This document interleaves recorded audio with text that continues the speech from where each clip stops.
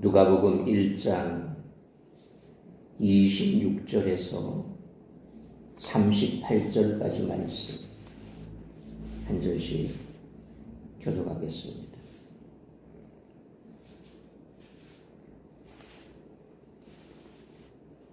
여섯째 달에 천사 가브리엘이 하나님의 보내심을 받아 갈릴리 나사렛이라는 동네에 가서 다윗의 자손 요셉이라 하는 사람과 약혼한 처녀에게 이르니 그 처녀의 이름은 마리아라.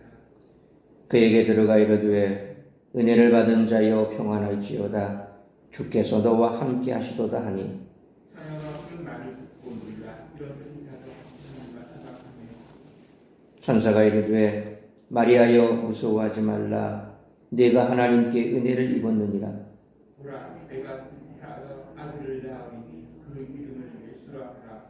그가 큰 자가 되고 지극히 높으신 이의 아들이라 일컬어질 것이요 주 하나님께서 그 조상 다윗의 왕위를 그에게 주시리니 영원히 야곱의 집을 왕으로 다스릴 것이며 그 나라가 무궁하리라. 마리아가 천사에게 말하되 나는 남자를 알지 못하니 어찌 이 일이 있으리이까. 천사가 대답하여 이르되 성령이 내게 임하시고 지극히 높으신 이의 능력이 너를 덮으시니 그러므로 나실까 거룩한 하나님의 아들이라 걸어지니라. 보라 내 친족 엘리사벳도 늙어서 아들을 배웠느니라. 본래 임신하지 못한다고 알려지니가 이미 6달이 되었나니 그래서 하나님의 모든 말씀은 능하시니 못하심이 없느니라. 38절 같이 있습니다. 마리아가 이르되 주의 여종이오니 말씀대로 내게 이루어지이다 하매 천사가 떠나가니라. 아멘. 오늘 본문은 예수님의 독특한 출생을 소개합니다. 예수님은 이스라엘의 왕으로 소개되는데 왕으로 오신 분이 태어나신 장소와 왕을 출산하도록 선택받은 사람이 왕에게는 어울리지 않았습니다. 나사렛은 이스라엘의 중심지가 아닌 갈릴리 지역에 속한 동네이고 구약이나 고대 문헌에 한 번도 언급되지 않았을 만큼 이름 없는 마을이었습니다. 예수님의 육신적 어머니로 선택된 마리아도 평범한 시골 처녀였습니다. 우리는 은연중에 하나님이 크게 사용하시는 사람은 많이 배운 사람, 똑똑한 사람, 사회적으로 인정받는 사람이라고 생각할지 모릅니다. 하지만 오늘 본문은 세상의 기준이 하나님의 기준과 일치하지 않음을 교훈합니다. 지금도 하나님이 사용하시는 사람은 마리아와 같이 세상의 기준으로 볼 때 내세울 것이 없지만 자신을 전적으로 하나님께 내어드리는 사람인 줄 믿으시길 바랍니다. 한편 동정녀 탄생은 하나님께서는 모든 것이 가능하다는 사실을 보여줍니다. 성령께서 마리아에게 임하시고 함께 하시자 불가능한 일이 가능해졌습니다. 무로부터 온 우주를 창조하신 하나님의 능력을 생각할 때 우리 생각으로는 도무지 불가능해 보여도 하나님이 말씀하시고 약속하신 일이라면 반드시 이루어진다는 사실을 인정하고 신뢰해야 합니다. 특별히 오늘 본문에 묘사된 마리아의 모습은 사가랴의 모습과 대조를 이룹니다. 사가랴에게 나타난 천사는 그의 기도에 대한 응답으로 자신이 나타났음을 암시합니다. 반면에 마리아에게 나타난 것은 어떤 신앙적 행동의 결과가 아니었습니다. 마리아의 경우 천사는 26절 말씀처럼 하나님의 보내심을 받아 마리아를 방문했습니다. 천사는 그녀에게 28절 말씀처럼 은혜를 받은 자여라고 선언합니다. 이런 묘사는 사가랴와 다르게 마리아에게 하나님의 주권적 은혜가 베풀어졌음을 강조합니다. 그러므로 오늘도 하나님은 어떤 자격이나 공로가 없는 사람에게 주권적으로 은혜를 베풀실 수 있음을 기억하고 기쁨으로 성탄을 맞이하는 우리 모두가 되시기를 축원합니다.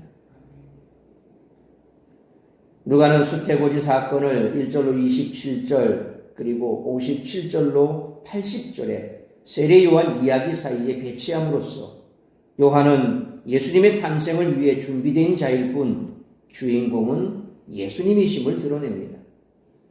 요한은 예수님의 대관식 곧 세례를 주관할 제사장이고 예수님은 다윗의 자손 곧 왕으로 오셨습니다. 따라서 이와 같은 오늘 본문의 말씀을 통해 우리들이 깨달아야 할 것은 첫째로 26절로 30절 말씀처럼 하나님의 섭리는 낮고 작은 자로부터 시작한다는 것입니다. 세례요한의 출생 예고는 8절 말씀처럼 성전에서 이루어졌지만 예수님의 수태고지는 26절로 27절 말씀처럼 종교적 변방이었던 나사렛에서 이루어졌습니다. 요셉은 다윗의 자손이긴 했지만 사람들의 주목을 받을 만한 어떠한 요소도 갖추지 않았습니다. 그와 정혼한 마리아가 은혜를 입었습니다. 천사 가브리엘이 마리아를 찾아온 장면은 사사기에서 여호와의 사자가 기드온을 찾은 사건을 떠올리게 합니다. 기드온은 사사기 6장 12절 말씀처럼 큰 용사여 여호와께서 너와 함께 계시도다 라는 말씀을 듣습니다. 따라서 미디안 족속이 두려워 포도주 틀에서 밀타작을 하던 기드온에게 임한 말씀이 마리아에게 전달된 것은 가장 작은 자였던 기드온이 이스라엘을 구원한 것과 마찬가지로 작은 처녀 마리아에 의해 하나님의 구원 역사가 일어날 것을 시사합니다. 그러므로 하나님의 섭리는 낮고 작은 자로부터 시작하므로 비록 내 형편과 처지가 초라하게 보일지라도 담대히 하나님의 구원 역사에 쓰임받기를 기도할 수 있는 우리 모두가 되시기를 축원합니다. 두 번째로 31절로 33절 말씀처럼 전적으로 하나님의 주권에 따라 우리를 구원하셨다라는 것입니다. 나이가 많은 엘리사벳이 잉태하는 것보다 더 불가능한 31절 말씀처럼 처녀가 잉태하리라는 예언이 주어집니다. 게다가 32절로 33절 말씀처럼 그 아이는 하나님의 아들이라 칭함받을 것이고 다윗의 왕위를 얻을 것이며 이스라엘이 회복되리라는 말씀이 더해집니다. 그런데 다윗 왕조는 주전 586년에 멸망한 이후 다시 일어난 적이 한 번도 없었습니다. 거의 400년 전에 무너진 왕조가 다시 일어나고 그 나라가 무궁하게 된다는 것은 현실적으로 불가능합니다. 그러나 하나님은 이 일을 행하심으로써 죄인들을 구원하시고 그 나라를 세우실 것입니다. 마리아가 은혜를 입었다는 것 역시 하나님의 주권적 은혜임을 보여줍니다. 그러므로 하나님은 인간의 능력으로는 도저히 불가능한 전적으로 하나님의 주권에 따라 우리를 구원하셨기에 날마다 구원의 은혜에 감사하며 살아가는 우리 모두가 되시기를 축원합니다. 세 번째로 34절로 38절 말씀처럼 하나님 나라는 말씀에 순종하는 자를 통해 세워진다는 것입니다. 34절의 마리아의 질문은 18절의 사가랴의 질문과 거의 비슷합니다. 하지만 마리아는 사가랴와는 달리 38절 말씀처럼 말씀에 순종하겠다고 고백합니다. 성령이 내게 임하시고 능력이 너를 덮으신다라는 35절의 천사의 말은 이후 예수님이 승천하실 때에 성령이 너희에게 임하시면 너희가 권능을 받는다라고 하신 사도행전 1장 8절 말씀을 연상시킵니다. 말씀 앞에 순종하는 신자를 통해 하나님의 능력이 임하고 하나님의 나라가 임하는 줄 믿습니다. 능력과 재물이 많은 사람이 아니라 하나님의 말씀을 듣고 순종하는 자에 의해 하나님의 나라가 세워집니다. 우리가 말씀에 순종한다면 하나님의 능력을 받게 될 줄 믿습니다. 하나님의 능력이 주어지면 우리는 결코 작은 존재가 아닙니다. 우리를 통해 하나님이 일하신다는 사실을 믿는다면 우리는 세상을 변화시키는 권세자가 될 줄 믿습니다. 그러므로 능력과 재물이 많은 사람이 아니라 하나님의 말씀을 듣고 순종하는 자에 의해 하나님의 나라가 세워지기에 말씀에 순종함으로 하나님 나라 확장에 귀하게 쓰임받는 우리 모두가 되시기를 축원합니다. 사랑하는 성도 여러분, 현대 선교의 아버지로 불리는 윌리엄 캐리는 본래 구두수성공이었습니다. 그는 하나님의 위대한 일을 기대하라, 하나님을 위해 위대한 일을 시도하라, 이런 말을 남겼습니다. 그러므로 지금도 하나님은 가난한 자, 낮은 자들을 들어 사용하시는 줄 믿습니다. 불가능한 일을 이루시는 주님을 믿는 그런 믿음을 가진 자들을 통해 큰 일을 이루시는 줄 믿습니다. 주님이 행하실 큰 일을 기억하고 우리 모두 그 일에 쓰임받기를 기대하고 기도하며 성탄절을 맞이하는 우리 모두가 되시기를 주님의 이름으로 축원합니다. 기도하겠습니다. 걸어가신 아버지 하나님, 은혜와 사랑을 감사합니다. 오늘 주님의 탄생을 양을 치는 목자들에게 나타나 천사들이 고제를 하고 구유에 놓인 아기를 방문하며 그 아이의 나심을 축하하고 기뻐했고, 또 동방의 박사들이 그 구유에 놓인 아기를 바라보며 이 땅에 나오신 그 구세주를 기뻐하고 예물을 드려 경배했던 참으로 뜻깊은 성탄 새벽입니다.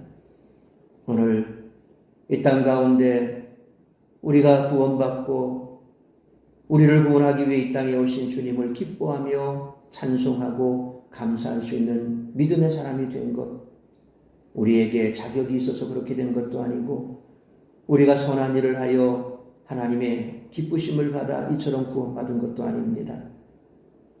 전적인 하나님의 은혜였고 하나님께서 우리를 구원하심으로 우리를 통하여 이루고자 하는 뜻을 이루기 위해 먼저 우리를 불러주신 줄 믿습니다. 낮고 낮은 이 땅 가운데 인간의 몸을 입고 가장 천한 그 자리에 오셨고,